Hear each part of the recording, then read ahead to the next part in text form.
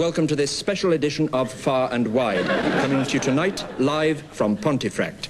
In a moment, the latest report from Britannia 7 and the life and death struggle to save the 5 people trapped on board. But first, the news headlines. Bread manufacturers are seeking a £10 increase in the price of a loaf. Replying to a question from the Leader of the Opposition, the Prime Minister said he considered £28 for an egg on toast well within the pocket of the average working man. Persistent rumours of a romance between 101-year-old King Charles III and 99-year-old Lady Jane Wellesley have again been denied by Buckingham Palace. Asked if she would like to comment, Her Royal Highness Princess Caroline of Monaco, 93, said, "I would if I could find my teeth." The newly perfected method of educating children before they are born was pronounced a success today following the birth of a 9-pound boy at Queen Charlotte's Hospital. The baby, after expressing the opinion that it was warm for June, asked for a grand piano and embarked upon a performance of Rachmaninoff's second piano concerto. He was prevented from finishing by a severe attack of wind in one of the longer passages. And now space. Britannia 7, Britain's multi-billion-pound rogue space station, has now completed 107 orbits of the Earth. In an attempt to rescue the occupants, a space shuttle rescue vehicle piloted by Garfield Hawke and his intrepid yet glamorous assistant Scarth Dare docked just over an hour ago. The world waits anxiously for news of their progress. And sit yourselves down. Oh, you must be tired out. Oh, it is good of them to come and rescue us, isn't it? My name's Gertrude Noah, but my friends call me Gertie. How do you do, Mrs. Noah? I'm Carstairs. Fanshawe. I'm Clive Cunliffe, roving reporter. You probably recognise me. You take a seat. Don't bother about introducing me. I'm nobody. That is Garstang. I change the light bulbs. Well, come on, sit down, make yourself at home. We haven't much room, but we have a lovely view. We're not bothered by the neighbours much. How's everything going on down below? I suppose we're headline news. Well, you were till we came out. Good heavens, what's that? That's the kettle. I put it on when I saw you passing over the North Pole. I think it's damn brave of you to come up here. Well, someone had to make the attempt. All it needed was an iron nerve and a steady hand, and a co-pilot who was ready for anything. We were watching you through the electronic telescope. Could you see us clearly? Aye, not bad. The windows were a bit steamed up, though. Yes, well, we were generating a bit of heat. Yeah. Well, then, what time are we going back? Our control will contact us as soon as they've worked out a re-entry program. That'll be them now.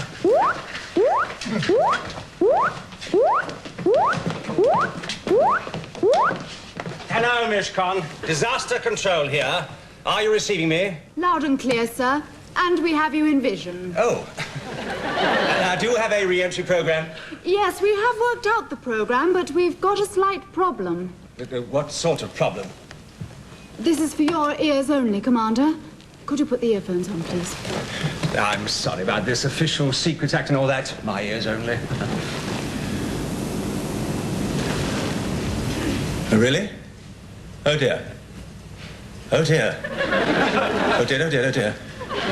Can you lip read, Fanshawe? Well, not very well, but I did think I detected the phrase, "I'm afraid they've had it."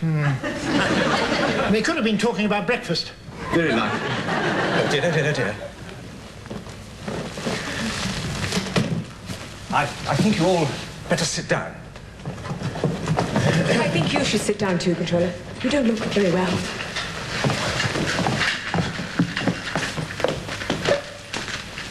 Well, come on, what's happened? But apparently I damaged a ballast tank in docking. Oh, will they make you pay for it? No, it's more serious than that. The payload will have to be adjusted. One of us will have to stay behind. Do we all take milk and sugar? I'm getting the hang of that kitchen quite well. How do you fancy going up in the world and taking over the ship? What time are we going back? I'm afraid we've had some rather bad news. Someone will have to stay behind. But surely they could come back for him. Or her? As things are at the moment, no. It takes at least 4 people to seal the docking hatch. Well, however are we going to decide who's got to stay? We could draw lots. No, we must be totally fair and totally logical. Look, there is a pad. Put down our names and our reasons for going back to Earth or for remaining here. And start with Hawk. Eh? Oh, well, yes. I wish to state here and now that I am quite prepared, of course, to stay behind. Oh, what a gent. And what a man. Well, let's settle then. Hands up those who can fly the shuttle. I knew it was going to be a snag. In that case, reluctantly, I shall have to go. Yes, well, I'm next in seniority, I suppose. This is a little embarrassing, actually. But I am one of the top mathematicians in the world. And the government has paid over $2 million to do my training. I just thought I'd mention it. Well, if they want something working out, couldn't they phone you? What's more, you are the captain of the spacecraft. What's that got to do with it? Well, by tradition, the captain always goes down with his ship. In your case, you could stay up with it. I'm not the captain of the ship. Well, you have been bossing everybody about. I think, as I'm definitely going, I could be more objective about this, may I? Of course.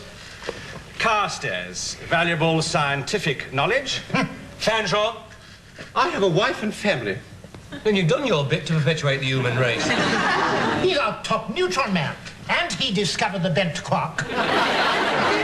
Quark? What's that when it's at all? We don't quite know. That's why we can't do without him.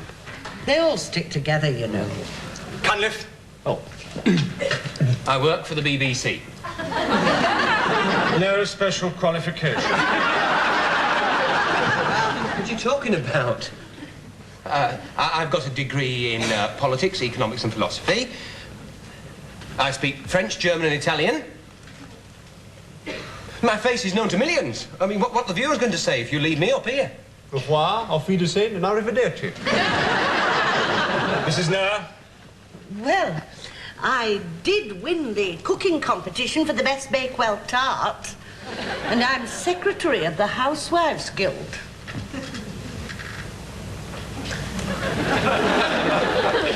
I call bingo every Thursday. And, well, if I dare speak, I am in the full flower of my womanhood.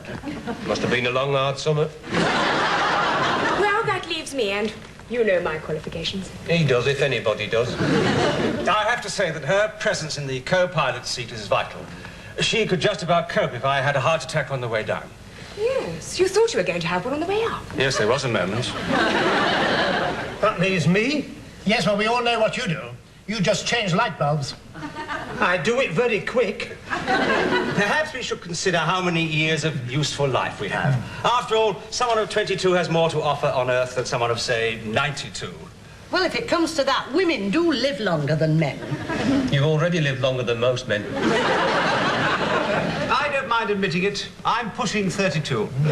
I'm pulling 37. With a very long rope. What age are you, Mr. Garstang? Nobody knows. I was found wrapped in newspaper with some fish and chips. Well, didn't the paper have a date on it? It was only the comic page. For the first 5 years of my life, I was known as Modesty Blaze. Right, evaluation. Hawk, pilot. Dare, co-pilot. Carstairs, irreplaceable proton mathematician. Fanshawe, 32-year-old bent quark. Would you put discovered bent quark? Now, I didn't get your age, Mrs. Noah. I didn't give it. Anybody's guess. Champion cook, leading socialite and bingo caller. Cunliffe, BBC, MA, investigator, reporter, and national personality. Right. Garstang, parentless, light bulb changer. I'm very good at fret work. I'm staying, aren't I? Oh, couldn't he sit on my lap? If it weren't for your lap, there'd be room for him.